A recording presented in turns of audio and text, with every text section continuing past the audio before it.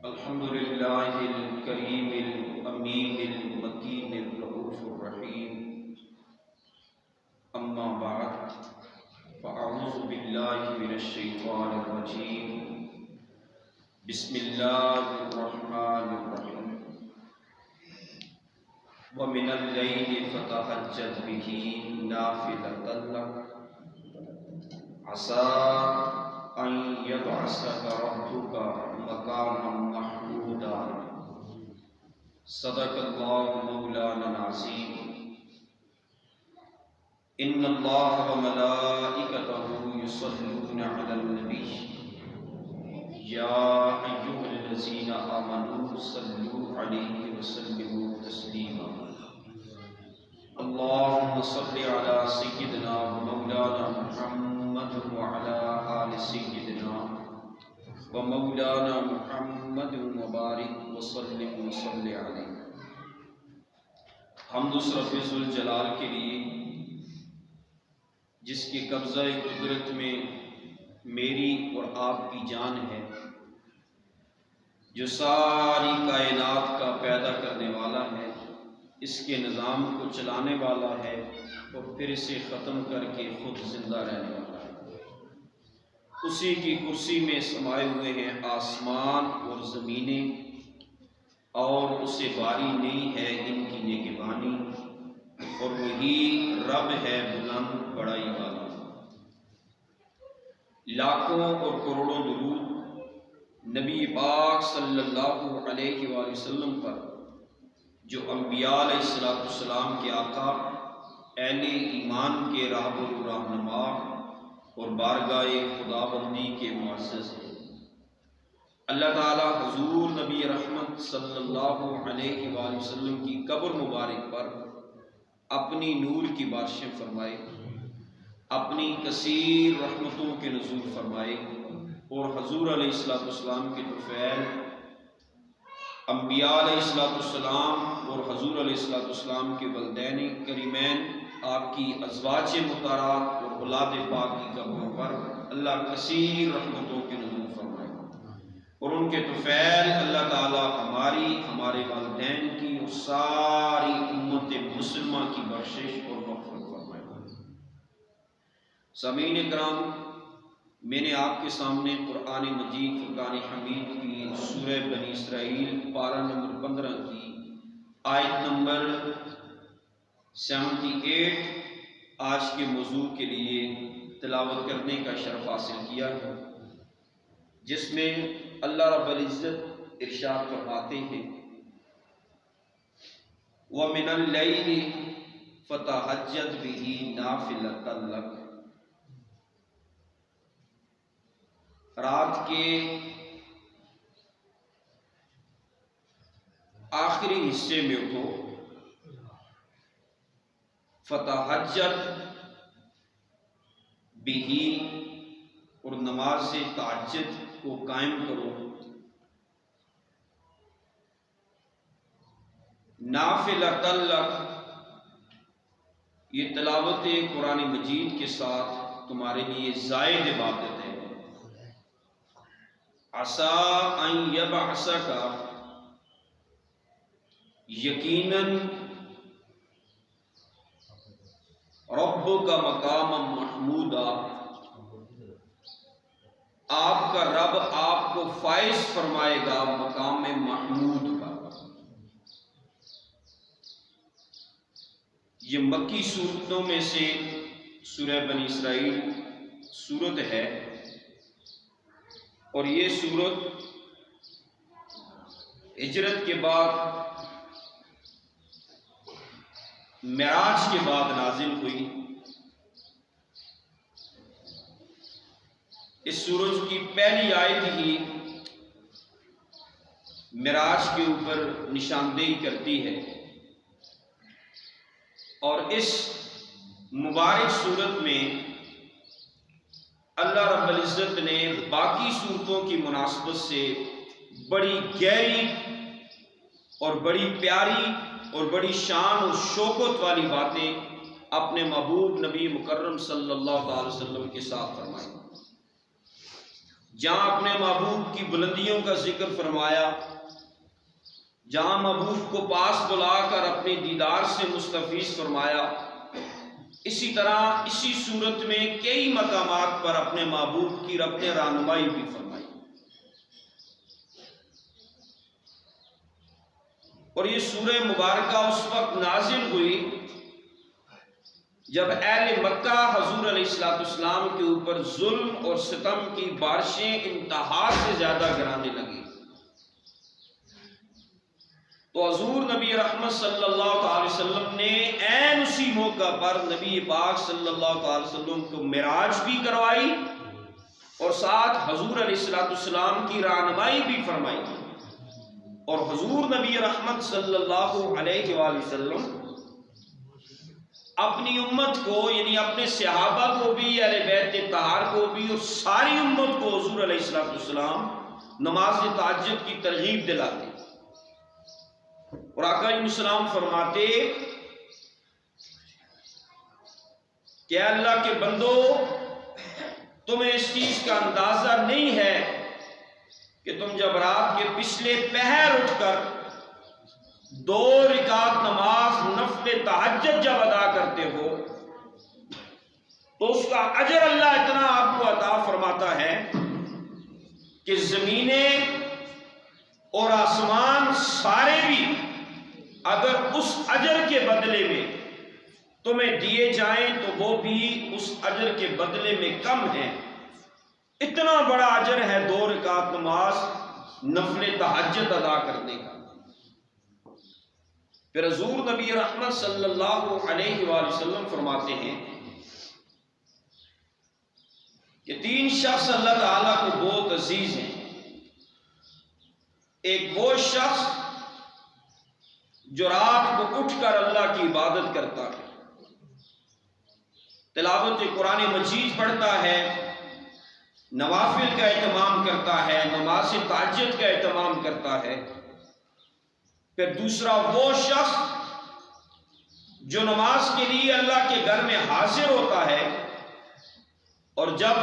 اقامت شروع ہوتی ہے تو وہ اپنی صف کو درست کرنے میں توجہ لگاتا ہے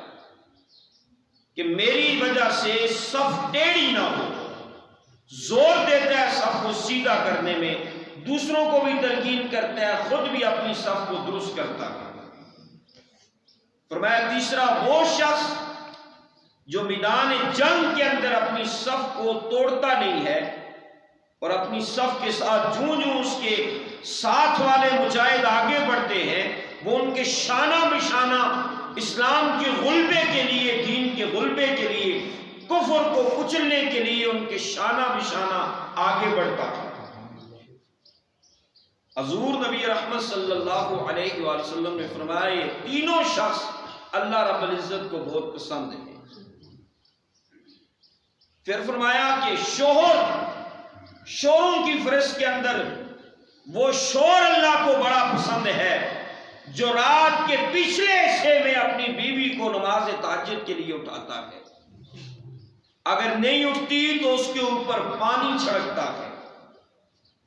اور اسے اٹھاتا ہے کہ میں بھی نماز تہجد ادا کرتا ہوں، تم بھی اس کی پابندی کرو۔ پھر فرمایا بیویوں کے اندر وہ بیوی اللہ کو بڑی پسند ہے جو اپنے شور کو نماز تہجد کے لیے اٹھاتی ہے، اور اگر نہیں اٹھتا تو اس کے چہرے کے اوپر پانی چھڑکتی ہے۔ حضور نبی رحمت صلی اللہ علیہ وآلہ وسلم ایک اور مقام پر ارشاد فرماتے ہیں کہ رات کو 3 طرح کے لوگ جاگتے ہیں۔ ایک تو بیمار جاگتے ہیں جو کسی مرض کے اندر مبتلا ہو، اس تکلیف کی وجہ سے، اس پریشانی کی وجہ سے جاگتے ہیں۔ دوسرا پہرے دار جاگتے ہیں، جو چوکیدار ہوتے ہیں وہ جاگتے ہیں۔ پھر فرمایا تیسرا وہ جاگتے ہیں جنہیں عشق کی آگ جن کے سینے میں لگی ہو۔ اب عشق مجازی والے ہوں یا اس عشق حقیقی والے ہوں، فرمایا یہ 3 طبقات ہیں رات کو جاگنے والوں کے، اور ان تینوں طبقوں کے اوپر چوتھی ذات رب کائنات کی ہے جس نے نہ اونگ آتی ہے نہ نیند آتی ہے۔ حضور علیہ السلام نے فرمایا کہ اللہ رب العزت رات کے پچھلے پہر اپنی شان اور شیان کے ساتھ پہلے آسمان پر تشریف لے آتے ہیں اور اللہ تعالیٰ صدا بلند کرتے ہیں، اعلان کرتے ہیں اللہ عز و جل، ہے کوئی بخشش مانگنے والا؟ ہے کوئی میری بخشش کا طلبگار؟ ہے کوئی اپنے گناہوں کی معافی مجھ سے مانگنے والا؟ ہے کوئی میری بارگاہ میں سجدہ ریزی کرنے والا، میرے فضل کی طلب رکھنے والا، میرے کرم کی طلب رکھنے والا، میری عطاؤں کی طلب رکھنے والا، میری نعمتوں کی طلب رکھنے والا، میری رحمتوں کی طلب رکھنے والا؟ ہے کوئی جو میری بارگاہ سے مانگے؟ پھر فرمایا جو لوگ معمول کے ساتھ اٹھتے ہیں اور اللہ کے سامنے سر بسجود ہوتے ہیں، اپنی جبینوں کو اللہ کے سامنے جھکا کر اس رب کائنات سے اس کی مہربانیاں طلب کرتے ہیں، کچھ شک نہیں اللہ تعالیٰ ان کو اپنے خزانوں میں سے مالا مال کر دیتا ہے۔ پھر حضور نبی رحمت صلی اللہ علیہ وآلہ وسلم کا معمول مبارک تھا، آپ اکثر ساری رات کھڑے رہتے۔ پھر اللہ کی طرف سے حکم ہوا محبوب ساری رات نہ کھڑے ہوا کرو، تھک جاتے ہو، ساری رات نہ کھڑے ہوا کرو، رات کا کچھ حصہ کھڑے ہوا کرو۔ پھر حضور علیہ السلام نے کچھ کم کیا، 3 حصے رات آپ نے کھڑا ہونا شروع کیا اللہ کی عبادت اور ریاضت میں۔ اللہ رب العزت نے فرمایا محبوب اس سے بھی کچھ کم کرو، تھک جاتے ہو۔ صحابہ اکرام کہتے ہیں کہ حضور علیہ السلام کے پاؤں مبارک سوج جاتے، قدمین شریفین سوج جاتے، ساری رات کھڑے ہو کر اللہ کی بارگاہ میں عبادت و ریاضت کرتے، کبھی قیام، کبھی رکوع، کبھی سجود میں مشغول رہتے۔ اور پھر حضور علیہ السلام کا تیسری مرتبہ اللہ رب العزت نے فرمایا محبوب رات کا ایک حصہ میرے لیے وقف کرو، 2 حصے آرام کیا کرو۔ تو آقا علیہ السلام کا یہ معمول مبارک تھا کہ آپ نماز تہجد کا اہتمام فرماتے تھے، اور ساتھ حضور علیہ السلام فرمایا کرتے تھے کہ مجھے اگر اپنی امت کی اذیت کا خوف نہ ہو، تکلیف کا خوف نہ ہو۔ ذرا دیکھیں حضور کی وفاؤں کی انتہا، حضور کا اپنی امت کے ساتھ محبت کا کہ یہ نسبت دیکھیں، تعلق دیکھیں۔ حضور فرماتے ہیں اگر مجھے اذیت اور تکلیف دے کام یہ نہ نظر آتا ہو تو میں یہ 2 رکعت نماز تہجد فرض کر دوں اپنی امت کے اوپر۔ حضور نبی رحمت صلی اللہ علیہ وآلہ وسلم آپ سے صحابہ اکرام نے عرض کیا حضور آپ تو معصوم ہیں، گناہوں سے پاک ہیں، محبوب ہے اللہ کے، آپ پر تو اللہ راضی ہے، ساری کائنات میں اللہ کے معزز ترین انسان ہے آپ، اے اللہ کے رسول صلی اللہ علیہ وآلہ وسلم، پھر آپ اتنا مجاہدہ کیوں کرتے ہیں، اتنی زیادہ عبادت اور ریاضت کیوں کرتے ہیں؟ آپ تو بخشے ہوئے ہیں، گناہوں سے پاک ہیں۔ تو حضور علیہ السلام نے کتنا پیارا جواب ارشاد فرمایا میرے صحابہ، اے میرے اہل بیت طہار، کیا میں اس رب کائنات کی ان مہربانیوں کا، ان عطاؤں کا شکر نہ ادا کیا کروں کہ اس نے مجھ پر اتنا فضل کیا ہے، اتنا کرم کیا ہے کہ مجھے اتنا بڑا مقام عطا فرمایا ہے۔ اب اسی آیت کے دوسرے حصے میں اللہ جل مجدہ نے حضور نبی رحمت صلی اللہ علیہ وسلم کو مقام محمود کی طرف آپ کی توجہ دلوائی اور حکم فرمایا۔ اب مقام محمود کیا ہے؟ حضور علیہ السلام سے صحابہ اکرام نے پوچھا، جو ہم بھی نماز کے بعد اذان کے بعد دعا میں کہتے ہیں کہ نبی پاک صلی اللہ علیہ وسلم کو مقام محمود عطا فرما۔ اب مقام محمود کے اوپر صاحب علم لکھتے ہیں وہ مقام ہے جہاں حضور نبی رحمت صلی اللہ علیہ وسلم کی امت کے نیکیاں اور گناہ تل رہے ہوں گے، یعنی میزان کا وہ حصہ ترازو جہاں جس مقام پر قائم ہوگا اس کے پاس کھڑے ہو کر امت کے حق میں شفاعت کر کے امت کو جہنم سے بری کروا کے جنت کا سرٹیفکیٹ دینا، یہ مقام محمود ہے۔ فرمایا اپنی امت کی شفاعت کے لیے اللہ کی بارگاہ میں وکالت کرنا، اپنی امت کی شفاعت کے لیے اللہ عز و جل کی بارگاہ میں رونا، عاجزی کرنا، انکساری کرنا، یہ مقام محمود ہے۔ اور یہ مقام محمود اللہ نے 1.25 انبیاء میں سے نبی پاک صلی اللہ علیہ وسلم کو عطا فرمایا۔ کل کائنات کے انبیاء میں سے، کل کائنات کی انسانیت میں سے یہ مقام محمد رسول اللہ صلی اللہ علیہ وسلم کو اللہ نے عطا کیا۔ کیا یہ کم مقام ہے کہ حضور کھڑے ہو جائیں اور امتیوں کے نیکیوں اور گناہ تلیں؟ جس کے گناہ کم ہو، جس کا گناہ والا پلڑا حضور اللہ کی بارگاہ میں فریاد کر کے اس کے نیکیوں والے پلڑے کو باری کر کے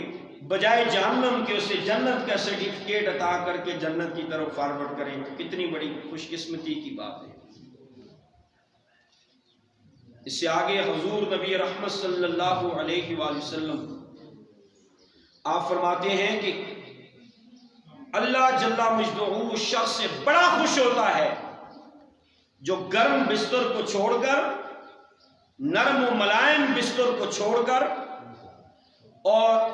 چین اور سکون کی نیند کو چھوڑ کر وہ اللہ عز و جل کی عبادت اور ریاضت کے لیے اٹھ جاتا ہے۔ فرمایا جب ایک مسلمان سوتا ہے وہ تو سو جاتا ہے، مگر شیاطین پورا پلان تیار کرتے ہیں اور اس کے سرہانے کھڑے ہو جاتے ہیں۔ رات کے جس حصے میں اس کی آنکھ کھلتی ہے وہ نماز کی طرف سوچتا ہے کہ میری نماز نہ قضا ہو جائے، تو شیطان اسے تھپکیاں دیتا ہے، دلاسے دیتا ہے، تسلیاں دیتا ہے اور تھپکی دیتا ہے اوپر سے کہ سو جا ابھی بڑا وقت ہے، سو جا ابھی بڑا وقت ہے،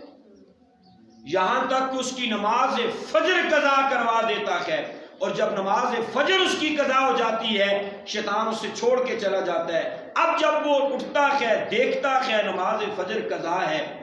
تو وہ پھر غمزدہ ہوتا ہے انسانوں میں، فجر کی نماز قضا ہو گئی ہے اور نماز فجر آج نہیں پڑھ سکا، غمگین سا ہوتا ہے، شیطان نے اسے چھوڑا ہوتا ہے، پھر اس سے ندامت سی ہوتی ہے۔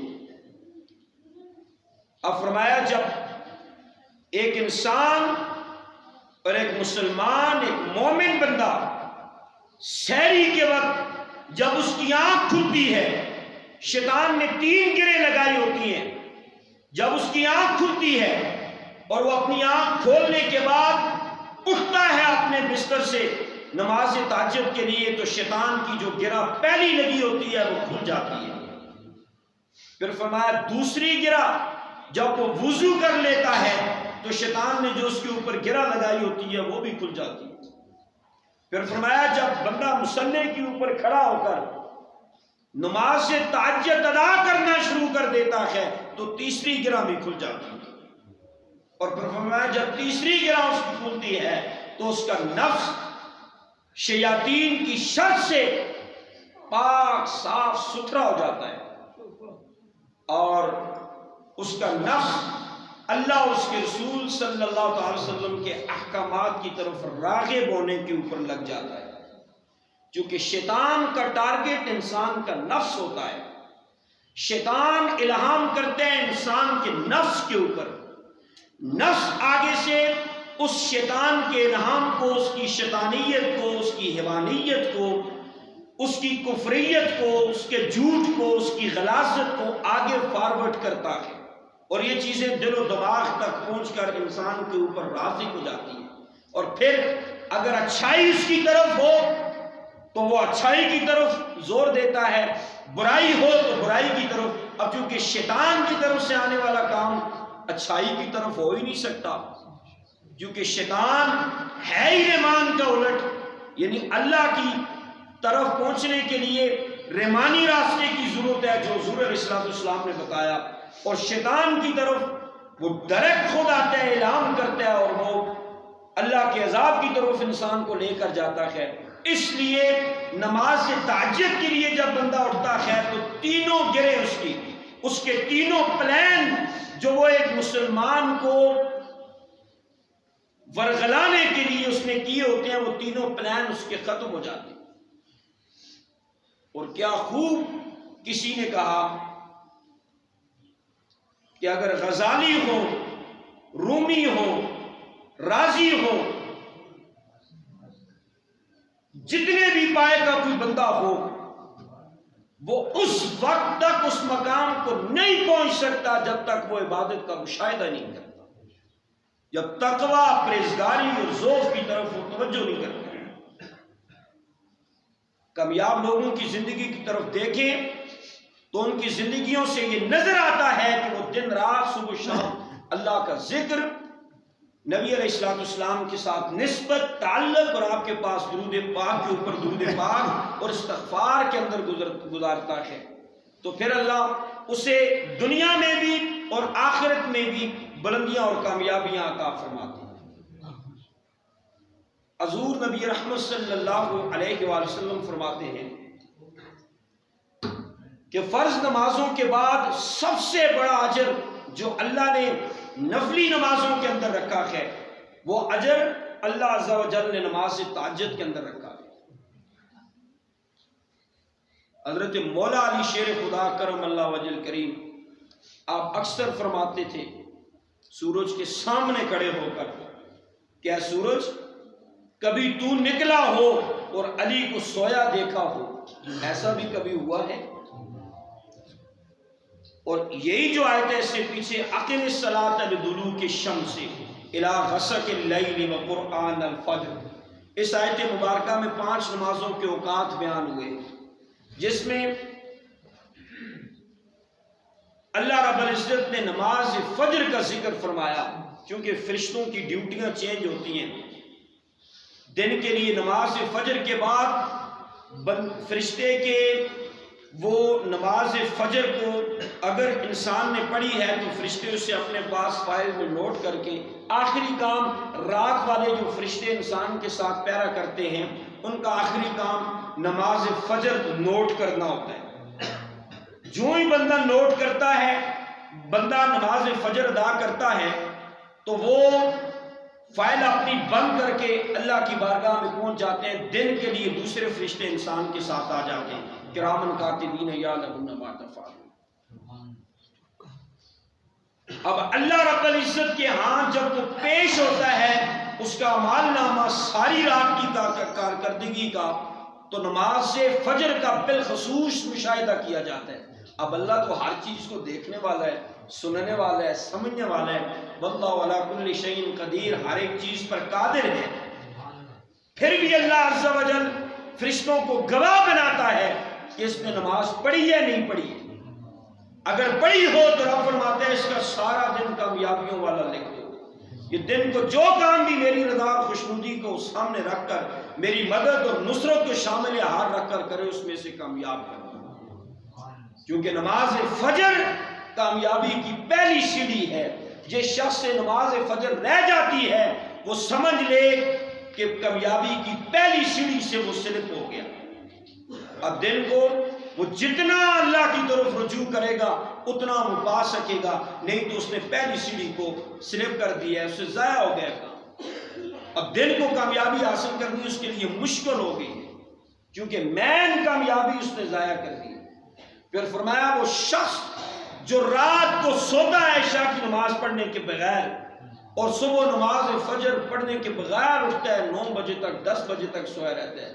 اس شخص کے دونوں کانوں میں شیطان پیشاب کر دیتا ہے۔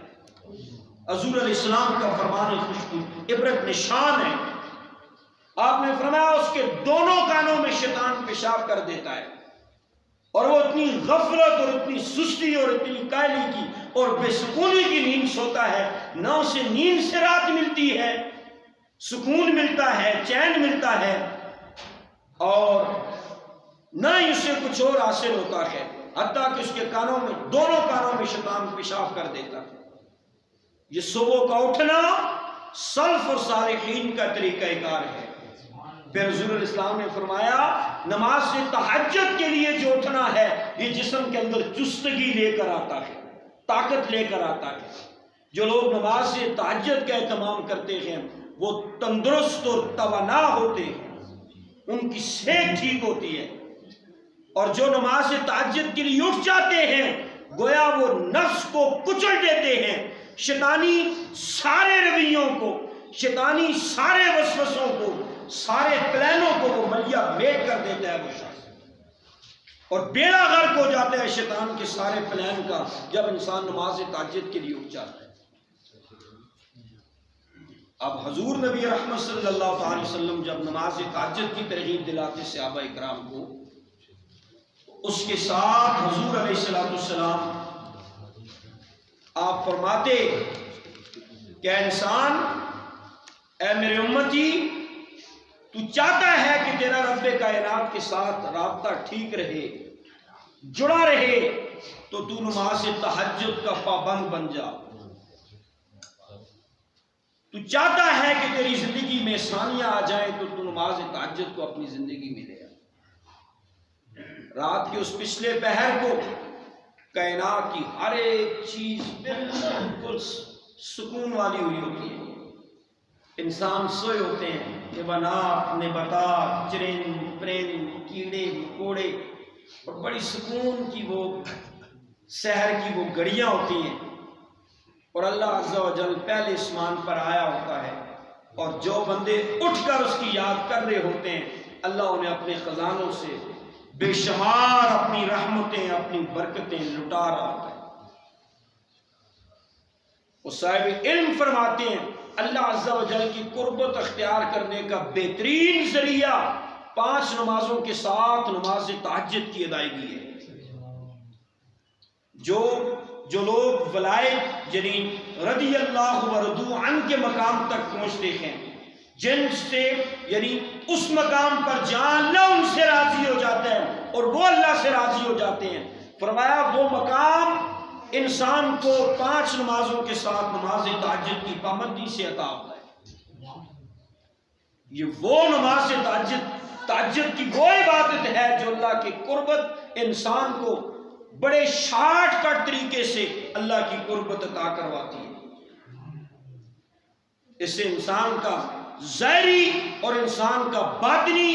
دونوں سسٹم نماز تہجد سے وہ بالکل پاک، صاف، شفاف اور کلیئر ہو جاتے ہیں۔ تو نبی پاک صلی اللہ علیہ وسلم نے نماز تہجد کی جس طرح تلقین فرمائی، اس طرح حضور علیہ السلام نے نماز تہجد کا طریقہ بھی بتایا۔ حضور علیہ السلام کا فرمان ہے، جب بندہ صبح اٹھتا ہے نماز تہجد کے لیے